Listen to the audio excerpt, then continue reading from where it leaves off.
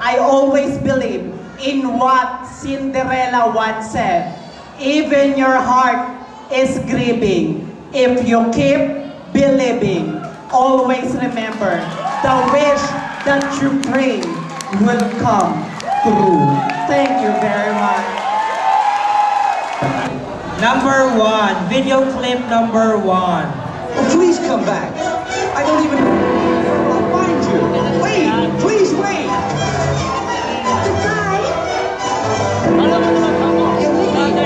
Wait.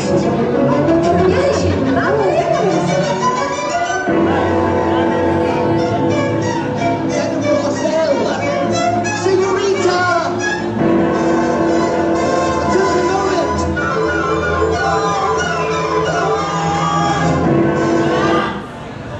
Ayon. So, Karen, do you recognize the video clip? Yes, actually that's my favorite Disney princess. Okay, it's from Cinderella. Okay. Your question is this. Hanapin ko lang. If you have a fairy godmother like Cinderella, what will you change in the world until 12 midnight? Ulitin natin.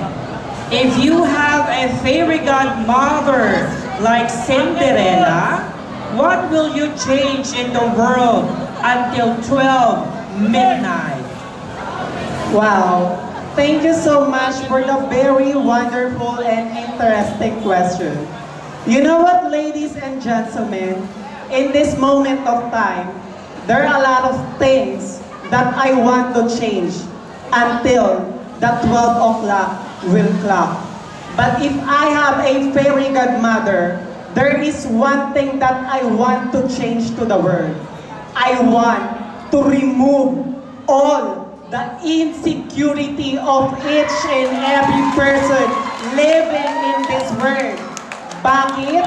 Dahil kahit po sa mumunting oras, mumunting panahon, ang bawat inggit at puot, galit ng bawat taong nakakasalumuha ko ay mawawala dito sa mundo at mababalot tayo ng punong-puno ng pagmamahalan, pagtatanggapan at pagre-respetuhan. Dahil lagi po natin tatandaan, dito sa ating mundo, napakadaming challenges at pagsubok na kinakaharap natin sa pang-araw-araw. Pero kung tayo ay mabubuhay kahit sa konting piraso ng punong-puno ng pagmamahal, ay mas gaganahan pa po tayong mabuhay araw-araw. And I always believe na kahit ayan po ay pinaka-imposible na mangyari sa mundo, I always believe in what Cinderella once said. Even your heart is grieving. If you keep believing, always remember, the wish that you pray will come true. Thank you very much.